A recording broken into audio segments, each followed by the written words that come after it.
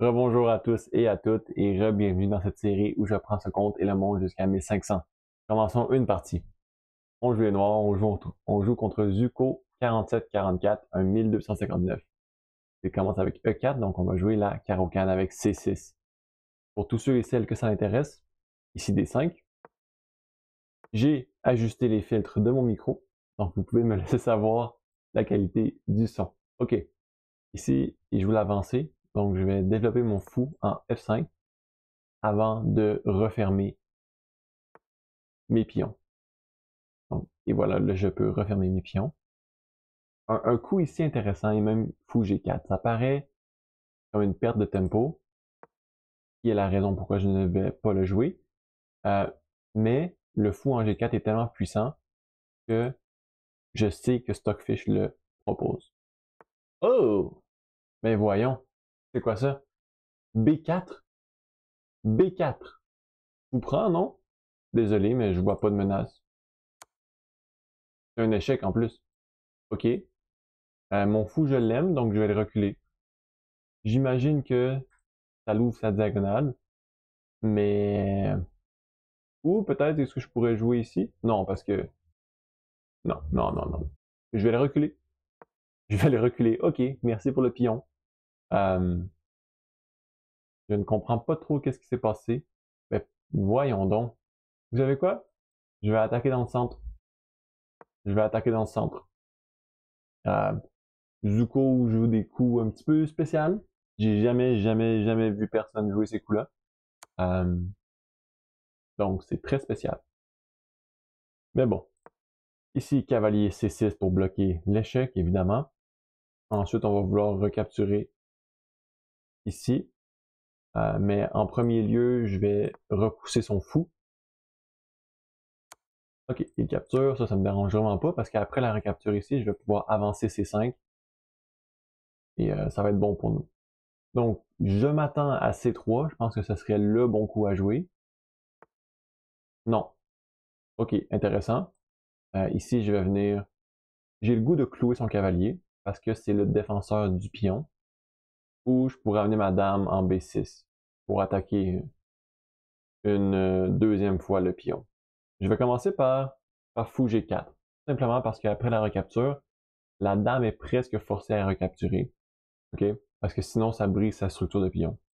Donc, un peu ce qui arrive en ce moment. Donc, je vais capturer. Ici, la dame est presque forcée. Et ensuite, je vais capturer dans le centre. Son pion ici est isolé. Donc, OK. Étrange comme coup. Ça me dérange vraiment pas qu'il capture. J'ai presque le goût d'aller dame C7 pour attaquer le pion, mais ça change rien, honnêtement. Donc, je pense tout simplement le laisser comme ça. Peut-être un dame A5, attaquer ce pion-ci, ou faire l'échange, et ensuite supporter mon centre avec C5. C'est vraiment une position que je n'ai jamais vue. Donc, je me pose beaucoup de questions ici. Parce que j'ai quand même la possibilité de me créer des pions presque passés. Donc, je pense que c'est une bonne force pour moi. Maintenant, est-ce que son fou est bon dans la position? Moi, j'aimerais ça développer mon cavalier, ça c'est ça. Donc, disons, ici, cavalier prend peut-être. Ensuite, je pourrais aller ici avec mon cavalier et peut-être jouer C5. Je vais accepter son échange, vous savez quoi? Je ne sais pas avec quoi il va recapturer. Ok. Je ne pensais pas qu'il allait recapturer avec la dame. Dans ce cas-ci, je vais simplement commencer par sortir mon cavalier. Ok. Ici, rien n'est vraiment menacé. Il pourrait aller dame D6. Là, c'est intéressant. Euh, je peux jouer, je peux jouer D3 ici, me créer un pion passé. Mais après D3, tour D1, c'est presque impossible à le défendre. Euh, donc j'ai l'impression que je serais mieux de capturer. Ça paraît un petit peu contre-intuitif parce que ça lui permet de sortir ses pièces.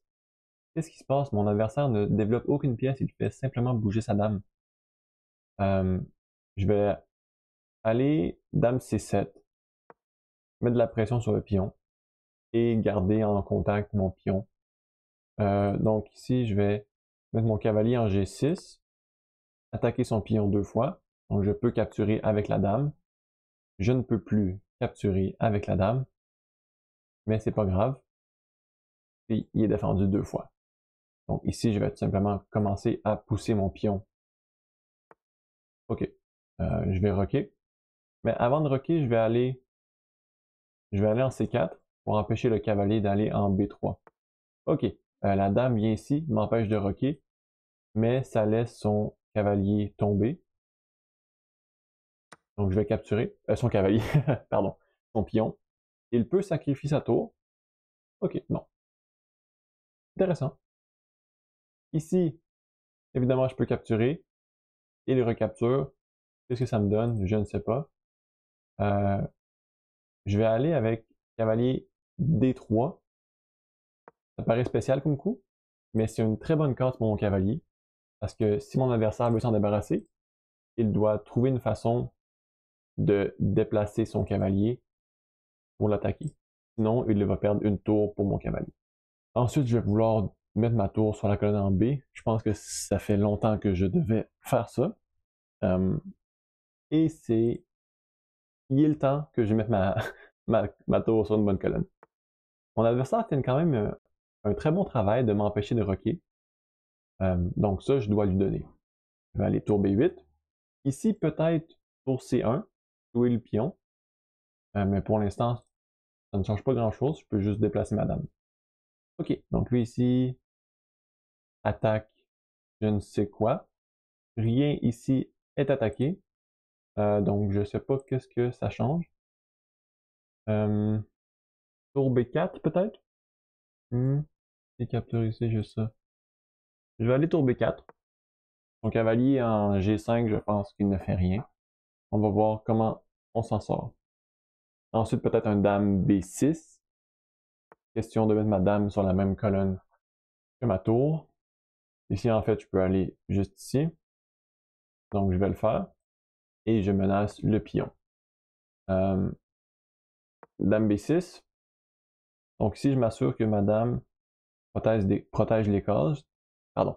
Ma dame protège les cases. Ici, OK. Ne pas réagir immédiatement, OK? Il ne faut pas réagir immédiatement dans des positions similaires. Il vient de capturer votre cavalier. Vous devez vous poser la question. Est-ce que j'ai des menaces plus grandes que de recapturer sa tour? Parce que oui, vous perdez 3 pièces de matériel et vous pourriez en gagner 5, donc ça serait gagnant pour vous. Mais regardez les échecs en premier. Le seul échec dans la position ici, bon d'accord, il y en a un ici, un échec. Le roi est forcé à gauche. Et ensuite, on a un échec et mat, d'accord? Donc déjà là, vous avez une victoire. La deuxième victoire, c'est tour B1, échec. Tour B1, échec, peut sembler, là je vous ai menti, peut sembler comme une victoire parce que tour prend, et dame bloc, tour bloc, on peut capturer. Mais la réalité est que la dame va venir bloquer ici en C1. Donc, on va pouvoir capturer, il va capturer, on va pouvoir capturer la tour, on va être largement gagnant dans cette position-ci, d'accord? Mais ce n'est pas un échec et mat direct. Donc, le plus facile vraiment est d'y aller avec la dame et de faire l'échec et mat. Donc, toujours se poser la question, est-ce que je menace plus que l'erreur? Je ne sais pas si ça a du sens. Je vais essayer de rephraser. Rephraser en regardant l'analyse. OK. Donc, si je retourne à la fin de partie, ici, ici, ici, ici. Donc là, vous voyez, j'avais un mat en 2, exactement ce qu'on vient de faire. Donc, je sais qu'il ne me restait pas beaucoup de temps, mais ici, c'est important de réaliser qu'est-ce que vos pièces attaquent. La dame et la tour font contact sur le même pion. C'est très puissant. Ici, la plupart du monde, sans y penser, sûrement aurait recapturé la tour. Ce n'est vraiment pas mauvais, parce que la dame ne peut pas capturer le pion, puisqu'on a encore le mat en 2. D'accord? Comme vous voyez, l'analyse est à plus 5 ici, moins 5, pardon. Mais, toujours se demander comment la position change quand nos pièces se déplacent et quand leur pièce se déplace. Dans ce cas-ci, c'est vraiment mon coup dame B6 qui a permis l'échec et mat. L'autre échec et mat qui aurait été possible si mon adversaire avait fait une erreur était tour B1. Dans le cas de tour A prend B1, ici dame prend et les blancs doivent bloquer. Donc ça finit par être un échec et mat. Mais ce n'était pas forcé. Après tour B1, les blancs avaient dame C1. Ou encore mieux, je n'ai même pas réalisé, waouh! Pour tous ceux qui l'ont vu, félicitations, tour D1. Ici, capture, capture, évidemment. Et on a perdu une pièce. Donc vraiment ça, c'était pas bon. Wow! Bien vu, bien vu, bien vu. Mais c'est ce que j'essayais de vous expliquer. Je suis certain que vous l'avez tous compris bien avant que j'ai terminé mon explication. Dans la carocane, ça c'est l'avancée ici. Fou F5 c'est théorique. Et là, comme j'ai mentionné dans mon ouverture, fou G4 ici est même possible, puisque le fou est sur une tellement bonne case. Pourquoi il est sur une bonne case? Parce que ça empêche le cavalier de défendre le pion en D4, qui est la cible dans la carocane. Mais j'ai décidé de finir ma structure de pion et de développer mes pièces. Ici, les blancs ont joué vraiment bizarre, donc j'ai capturé. Bon, ici, il conseille même de capturer le fou. Moi, je l'ai gardé, parce que je pensais que c'était un bon fou pour moi. Et comme j'ai vu que mon adversaire attaquait sur le côté du jeu, j'ai décidé d'attaquer dans le centre. Donc j'ai été avec C5. Ici, je bloque. Je décide de forcer le fou à capturer. Je recapture. Et j'aime cette structure-là, puisque dans les prochains coups, je vais capturer dans le centre et je vais pouvoir remplacer mon pion qui est en C5 par le pion derrière lui. Donc ici, je cloue le cavalier pour enlever un défenseur du pion. Je capture, ce qui le force un peu à recapturer avec la dame. Sinon, sa structure de pion aurait été détruite. Je capture dans le centre. Et là, ici, je décide de faire l'échange. Développer mes pièces. Ici, pourquoi j'ai capturé? Parce que si j'avais joué quelque chose comme cavalier G6, lui aurait pu capturer dans le centre et il aurait retrouvé une très bonne structure de pion. Donc, je voulais éviter ça. C'est pourquoi j'ai capturé. Ici, j'attaque le pion, simplement. Mon adversaire bouge beaucoup trop sa dame. Vous voyez, ses tours, mis à part celle-ci. Et son cavalier n'ont pas encore bougé dans la partie. Moi non plus, donc j'aurais dû rocker plus tôt. Par exemple, ici, rock. Mais c'est pas grave. Là, vous voyez que j'ai deux pions passés connectés. Donc, mon but vraiment ici est de pousser ces pions-ci pour qu'ils soient connectés et qu'ils se supportent. Et éventuellement pouvoir gagner des pièces ou un échec et mat, exactement ce qui est arrivé. Donc, c'est pas mal très direct ici. Trouver une bonne case pour mon cavalier. C'est un outpost qu'on appelle. Il ne peut pas être repoussé par des pions ni à sa gauche ni à sa droite. Donc ça, c'est un très bon coup. Un très bon positionnement pour mon cavalier. Ici, je m'assure que le cavalier ne menace rien. Et c'est le cas.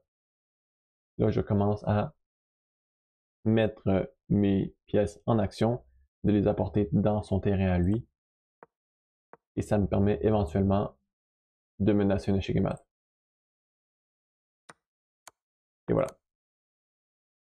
Sur ce, j'espère que vous avez apprécié la vidéo. Merci à tous et à toutes d'avoir regardé et on se retrouve dans la prochaine. On est rendu à 1284.